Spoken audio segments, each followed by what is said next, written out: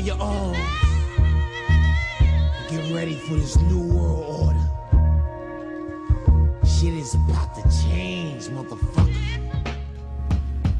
So, the occult symbol of the all-seeing eye, which is a symbol that represents Lucifer's desires to counterfeit or to be like the Most High, is commonly employed to symbolize the Luciferian plot to establish a new world order, over which Lucifer will be directly or indirectly acknowledged as the great king of the earth. However, this is Satan's ultimate goal. But before he can fully achieve this nefarious plot, he must first attack the minds of mankind on several different fronts before the majority of humanity will either directly or indirectly pay Lucifer homage as the great king of the earth. And it is now, as we begin to unveil some of these attacks which are currently being employed on the minds of our loved ones, our friends, our co-workers, and our children, that we will begin to clearly see why the all-seeing eye is used so widely all throughout the world.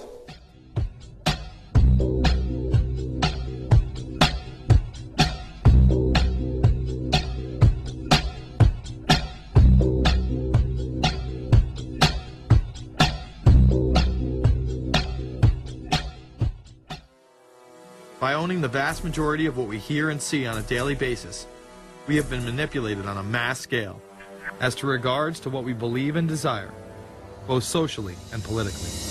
Edward Bernays, the nephew of world-famous psychoanalyst Sigmund Freud, would study group dynamics and become the father of public relations. He authored the book Propaganda in 1928.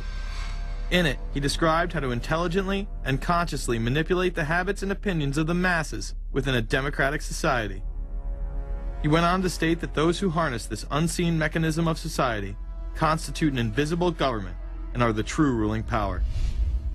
It is they who pull the wires which control the public mind, who harness old social forces and contrive new ways to bind and guide the world.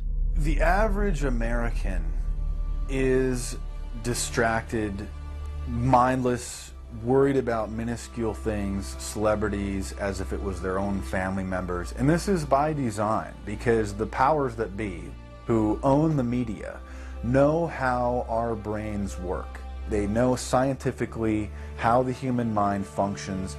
They know about sociology, and they are using the media, and have used the media for decades now, to entertain people with issues that don't really matter. When you have the big news networks covering celebrity issues as if it's the most important thing, it becomes the most important thing. And this is not by accident. This is to keep us out of the way. Because if you're worried about the latest celebrity death, or the latest celebrity couple, or the celebrity breakup, or your sports team having a shot at the Super Bowl or the World Series, there's so much information about those issues that can be discussed that will mesmerize people, and they won't know or care about the real issues that are out there. Well, I think this is just one more piece of evidence of the degree to which the media, supposedly the watchdogs, has become the gatekeeper of the system. Bernays successfully identified the invisible empire which controlled the minds of men. So as the populace is mesmerized and hypnotized by powerful behind-the-scenes forces, as they are distracted by the latest celebrity scandal, the newest cell phone, and their favorite sports team, this network disguises itself, remaining in the shadows. We know the air is unfit to breathe and our food is unfit to eat. We sit watching our TVs while some local newscaster tells us that today we had 15 homicides and 63 violent crimes, as if that's the way it's supposed to be. We know things are bad, worse than bad. They're crazy. It's like everything everywhere is going crazy, so we don't go out anymore. We sit in the house, and slowly the world we're living in is getting smaller, and all we say is, please, at least leave us alone in our living rooms. Let me have my toaster and my TV and my steel-belted radios, and I won't say anything. Just leave us alone. Well, I'm not going to leave you alone. I want you to get mad. All I know is that first, you've got to get mad. You've got to say, I'm a human being. God damn it. My life has value. I want you to get up now. I want all of you to get up out of your chairs. I want you to get up right now and go to the window, open it, and stick your head out and yell, I'm as mad as hell, and I'm not going to take this anymore. We're in a lot of trouble. Because you people and 62 million other Americans are listening to me right now. Because less than 3% of you people read books. Because less than 15% of you read newspapers. Because the only truth you know is what you get over this tube. Right now, there is an entire generation that never knew anything that didn't come out of this tube. This tube is the gospel, the ultimate revelation. This tube can make or break presidents, popes, prime ministers. This tube is the most awesome goddamn force in the whole godless world. And woe is us if it ever falls into the hands of the wrong people. And when the 12th largest company in the world controls the most awesome goddamn propaganda force in the whole godless world, who knows what shit will be peddled for truth on this network. So you listen to me. Listen to me. Television is not the truth. Television is a goddamn amusement park. Television is a circus, a carnival, a traveling troupe of acrobats, storytellers, dancers, singers, jugglers, sideshow freaks, lion tamers, and football players. We're in the boredom-killing business. So if you want the truth, go to God.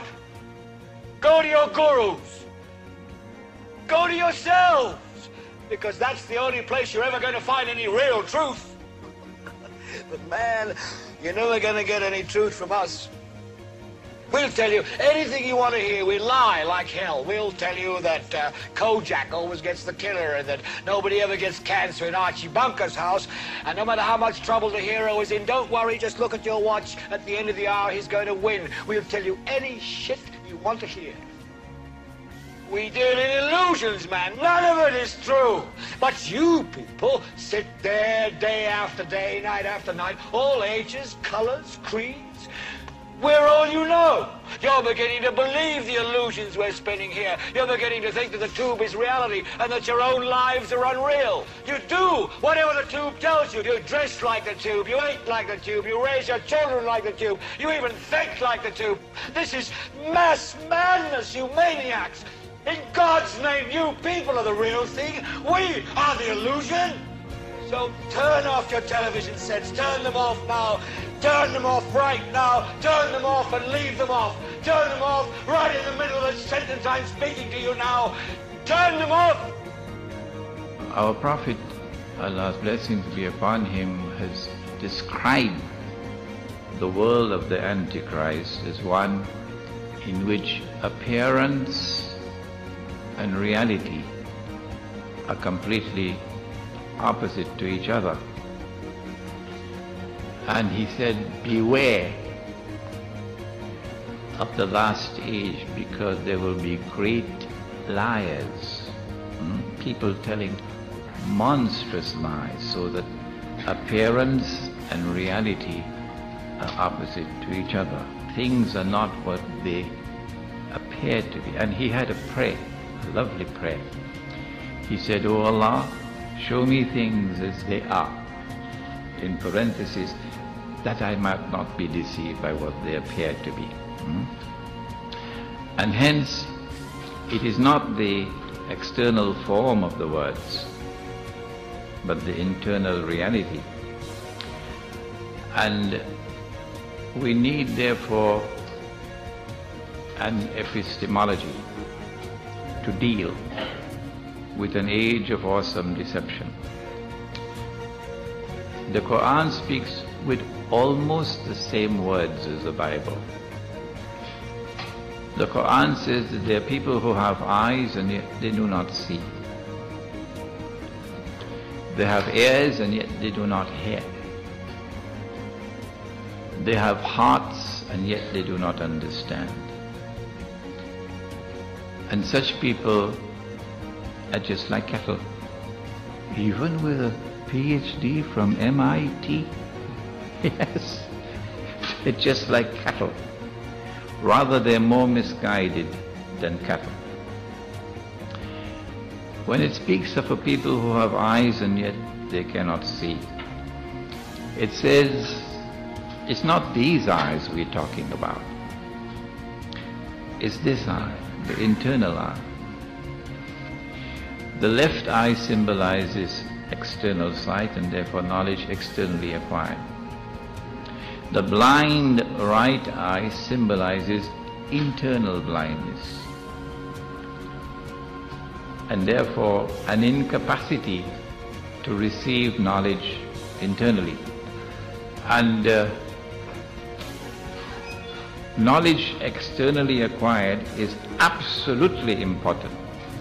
A keen observation and an effort to understand with the external eye events unfolding in politics and economics is absolutely important. But there is also the necessity for internal, intuitive, spiritual insight to go beyond the external word to reach its internal substance. That you cannot understand the world today unless and until you recognize that appearance and reality on all things connected with the Antichrist are opposite to each other. And unless and until you see with the internal eye in addition to the external sight, you will be deceived and misguided. You will not be able to understand and interpret the world today. Let me tell you why you're here. You're here because you know something. What you know you can't explain, but you feel it. You felt it your entire life, that there's something wrong with the world. You don't know what it is, but it's there, like a splinter in your mind, driving you mad. It is this feeling that has brought you to me. Do you know what I'm talking about? The Matrix. Do you want to know what it is? The Matrix is everywhere. It is all around us. Even now, in this very room. You can see it when you look out your window or when you turn on your television. You can feel it when you go to work, when you go to church, when you pay your taxes. It is the world that has been pulled over your eyes to blind you from the truth.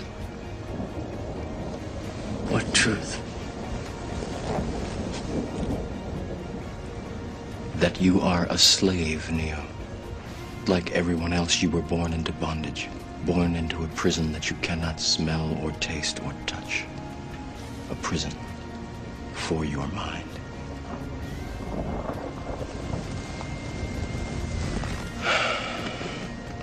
Unfortunately, no one can be told what the Matrix is.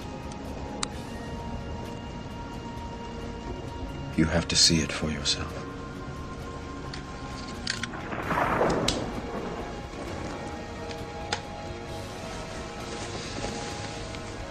This is your last chance. After this, there is no turning back.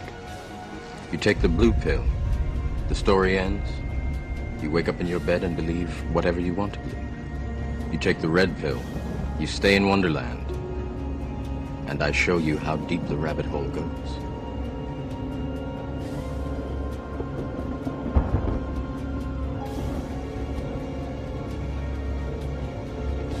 Remember, all I'm offering is the truth, nothing more.